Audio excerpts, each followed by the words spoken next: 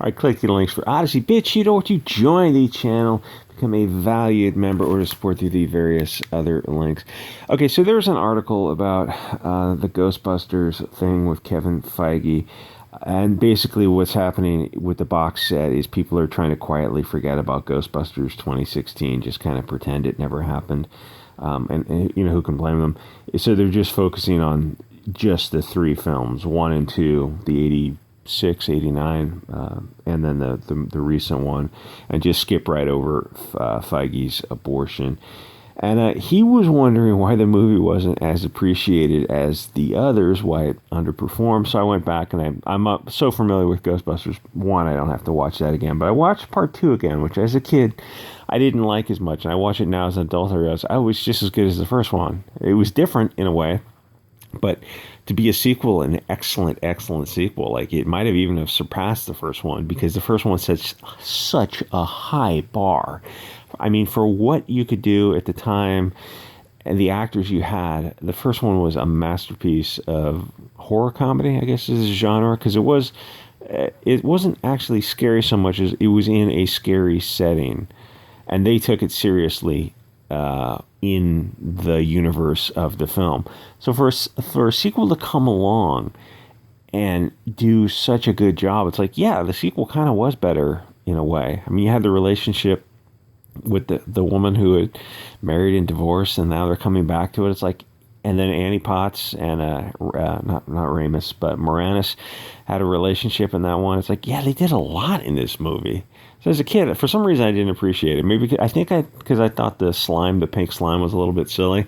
And even now, you look at it and you're like, yeah, special effects on pink slime look like, I don't know, something out of Nintendo. Anyway, so Feige was, usually if you get handed an insult that strong about your movies being skipped over for a box set, you just wouldn't say anything. You'd be like, okay, well, we tried, we did our best, and just let it go. You would not want to bring attention to it. So he's wondering why the movie underperformed, and the obvious conclusion is Donald Trump. Donald Trump ruined Ghostbusters 2016, and maybe Obama had something to do with it, which is a stretch even for Hollywood Trump derangement syndrome, which is, they're mad at Let's Go Brandon. Like, don't you remember that Robert De Niro guy, I think, he was on stage at some Grammy Awards or something, and he said, F Trump, and he raised his hands over his head, this little old man, and he said, F Trump twice. The thunderous applause. South Park parodied them like 30 years ago about Whoopi Goldberg going out there and saying Republicans are stupid and getting applause, and just repeating some of the lines and getting applause. It's like, yeah, South Park is really ahead of the curve. So he didn't, Trump actually was not involved in Ghostbusters 2016. He didn't write it, act it, or direct in it. Didn't actually have anything to do with it, but it's still Trump's fault because I think he mentioned it in passing. The funny thing about Ghostbusters 2016 is it had all the pieces in place to be a good movie.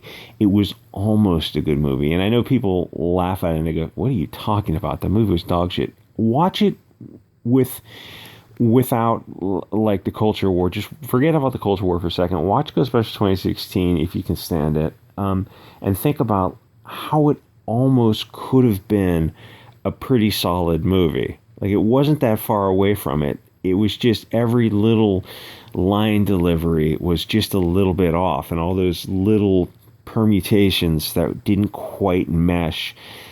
It just didn't quite reach movie orgasm. Anyway, the thing is, all they had to do was dial back, like, the queef jokes. Give those jokes a time to breathe, so to speak. You don't want to step on your own vaginal jokes because, people love that juvenile humor since we're all retarded 12-year-olds. The thing is, we're not retarded 12-year-olds. And that kind of humor, potty, it's that, I keep going back to that, thinking about that queef joke, because it's a weird combination of potty humor, which was not present in the first two films. The first two films took themselves seriously. I don't think there's any potty humor there. They were talking maybe something about taking a stool sample from the baby in Ghostbusters Part 2, but it's like, it was really light. Now, here's the thing with the queef joke, why it doesn't work on a couple levels, because not only is it potty humor, it's grotesque humor, it's also a sexual vulgarity, because it involves a sex act. Like, it's a piston moving inside a cylinder. That's how you get that. That's how you get gas in places it's not supposed to be. It's just atmospheric gases. It's not biochemical in origin. It's not a big deal. It's just funny. It's something adults do when they have sex. Sometimes it can be funny.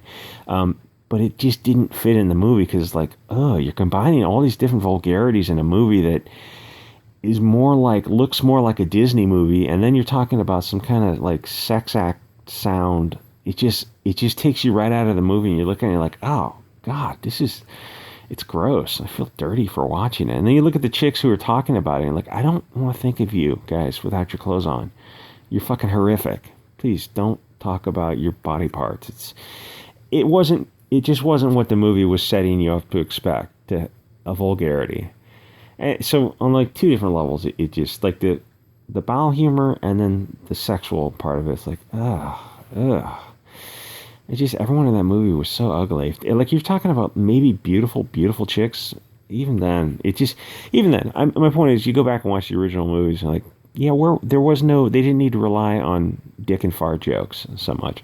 Anyway.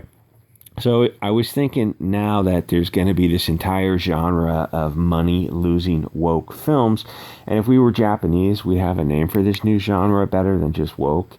You get like Ghostbusters 2016, Birds of Prey, the first Terminator, or the latest Terminator, the latest X-Men. The thing about X-Men is, like, people seem to forget there was an X-Men movie that came out a couple of years ago, and it just was in and out of the theater so quick, people kind of forgot all about it. Like, yeah, there was an X-Men movie. Nobody saw it, because it was like you could watch 20 minutes of it and you go, oh my God, this is an abomination. Snake Eyes, the G.I. Jane movie came out with instead of the blonde Snake Eyes, it was some Asian guy. Shang-Chi, which is probably going to break even, but still was kind of a flat movie. Wonder Woman 84, then way before that you had Ocean's 8, which was kind of starting the woke stuff. Charlie's Angels was a bomb. The Eternals. It's like, oh, so you're leading. You want to start a franchise, but the leading lady's a 50-year-old lady. How are you? That's like starting Sex in the City now. That would be a really weird. Where are you going to go with this? You're starting someone who's old enough to be a grandma. And Solo was kind of. I mean, the Solo movie itself wasn't that bad. It was just the movies that preceded it set it up for failure, and plus the publicity didn't help. Anyway, so globalists axe grinding films. It's like this new genre, the woke genre, the Woki-san Konnichiwa Toyota Arigato film industry. Some of them even turn a profit, but they're not good. It's like films is political theater. Films used as an FU to the Chads who are totally getting owned by not watching the films. The only exception to that was Captain Marvel. And you realize, oh my God, that film made $1 billion. Yeah, it was nestled between the two biggest films in movie history. The two biggest films that are probably not going to be repeated for, a decade at least, until people kind of come back to their senses. Films are so bad now that a very mediocre Spider-Man movie is going to hit $1 billion because in comparison, it's Shakespeare. The Spider-Man movie wasn't good. It's still race-swapped propaganda. It's just better than everything else. It was still woke. Don't accept garbage just because it's not as bad as the really bad stuff. The future of film is woke. Your only option is woke versus super woke. Super woke films are so they can kind of maintain their social credit scores, but then they dial it back when they need to make some money because ultimately they don't want to go out of business, which is on the table for any company. If you reward stuff, you're usually going to get more of it. And by supporting Spider-Man, you're saying that race swapping is fine. People supported Captain Marvel also, but to be fair, it wasn't the film itself that people objected to. It was just the racist actor who kind of turned out to be kind of racist, ageist, and sexist. But it's Brie Larson. People wanted to see the movie because they wanted to see the movie that followed it up, and they said it was related. It's like, it turns out to not be important. But I don't know. People went and saw it anyway, and it was a bad movie. So I don't think there's too many people who enjoy Captain Marvel or Brie Larson's performance in that or almost anything. Movies in general have not done so well lately. And I mean, like in the past 5 years, there's been a lot of underperforming films, which is good for us. The worse the mainstream is, the better it is for us in the alt community.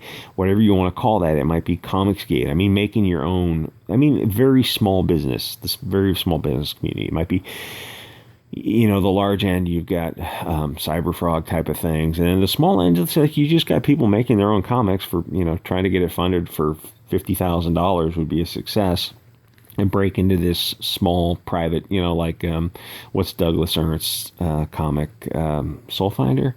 He's got a series going. He's breaking into comics, doing comics full time with, very small projects. Or Clint Stoker's stuff, Downcast, started very small, and every project is getting a little bit bigger and a little bit better.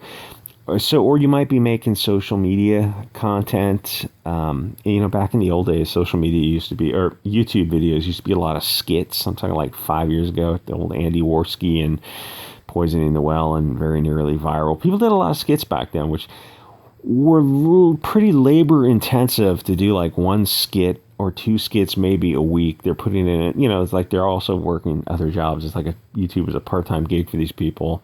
To do these kind of skits was, that was kind of the fun days back in the old days of YouTube. I kind of miss some of that.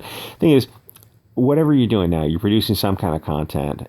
And the thing is, there's only so many hours in the day. So the worse they treat the customers, the easier it is to build the alt community. I mean, literally every minute you spend watching a YouTube video is a minute you're not watching Disney Plus or, one of these mainstream networks. It's a weird, YouTube and social media, Odysee and Bit Chute is kind of a weird thing because like 20 years ago, you would never think like, oh, I'm going to go compete with ABC in some small way, and I'm going to put like a public network TV show out. Well, I guess 20 years ago, maybe you could do it, but you get what I'm saying. It's like we're Odysee, Bit Chute, and YouTube is like, yeah, it gives you the opportunity to, in some small way, compete with ABC. And there's like, if Styx Hexenhammer wasn't shadow banned, across YouTube, he would, he would be probably the biggest thing, one of the bigger channels on YouTube. You look at Steven Crowder, the guy was in his prime was probably getting more views than CNN or something. You look at watch time for all these channels. It's like, yeah, the mainstream can't even compare when they have competition. Like, they have the TV, but they don't have the interactive TV. Anyway, you take a film like Ghostbusters with the original actors in it who fit together like a hand in glove. That was lightning in a bottle. Then you look at the idiots who were in the remake, and it's an insult. When a band covers a song, they bring their A game. Comparing the original Ghostbusters to the remake, you just look at the actors and you wonder how they can reach those levels of hubris to think that they could possibly try to cover a masterpiece of horror comedy, both Ghostbusters 1 and 2. With these four women who, aren't funny in general or in specific in this film, but they almost were. Everything was so close to working. This was a bad director who didn't direct. So I was watching Ghostbusters 2, and it's like Shakespeare in comparison to 2016, which is why people were so upset, because the whole thing felt like an insult. How do you watch the originals and then go make 2016 Ghostbusters and think you have something to be proud of? Feige should be disgusted with himself, and we should definitely be disgusted with Feige.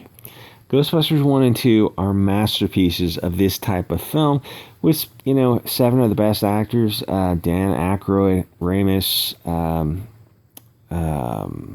who's got Bill Murray, Annie Potts, Hudson, Moranis, and Sigourney Weaver. So that's like, you really have some talent there. And it's not just having the talent, it's that they all mesh together like just fine gears, just perfectly working together. And you think, oh yeah. You get these two comedic masterpieces, and I know these stupid movies are not Shakespeare. We get that, but I'm talking about for the genre, for what it is. Yes, it is the Shakespeare of public, something that appeals to the mass public horror comedy, mostly comedy, but these are masterpieces for what they are. Like some pop music is a masterpiece of pop music. It's not going to be a classical piece or jazz piece, but it's like there's a Michael Jackson song that is as perfectly written as you could write a song that deals with what they're trying to deal with. Or Metallica song, they do the same thing. It's like, it's a masterpiece of rock music. So you think like, oh yeah, okay, we're gonna watch these movies that really, really got the highest scores, and think, we're gonna remake it with these four chicks, and we're gonna have dick and fart jokes. Like, oh, is it for like a 10-year-old boys? Yeah, it's gonna be like for 10-year-old boys, but for everyone. Everyone's gonna like it. Well, usually 10-year-old boys and boys of all ages kind of don't want to see a bunch of 40-year-old chicks running around. The two of them are morbidly obese. That's not a big seller for boys or men of any age, unless they're like hysterically off the chart funny. Even then, you're probably going to want something a little bit easier on the eyes. Oh, well, women will like. So are women big purveyors, big consumers of dick and fart jokes? Queef jokes, sexual vulgarity jokes. Are they really into that? Are chicks really into that? Because it's been my experience that chicks are not so much into dick and fart jokes.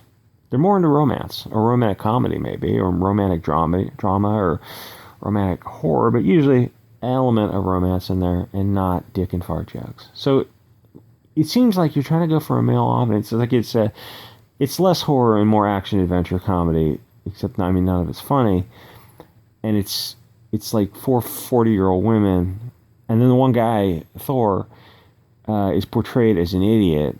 So it's like the psychological motivation for the customer base.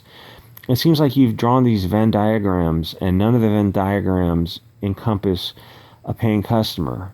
And then Feige goes, oh, there was so much misogyny, there's misogynist comments. Well, it's you putting four women in something that they were not suited to. So yes, comments are going to go towards them being women in something not suited to, but it doesn't matter if the comments are racist or misogynist or anything else. The writing and the directing was bad. Like, that's the only thing that matters. Oh, and some people told me the movie was good, and it really meant a lot to them. It's like, those people are just being nice to you because they're seeing you in person. People are just being nice. That's how people are.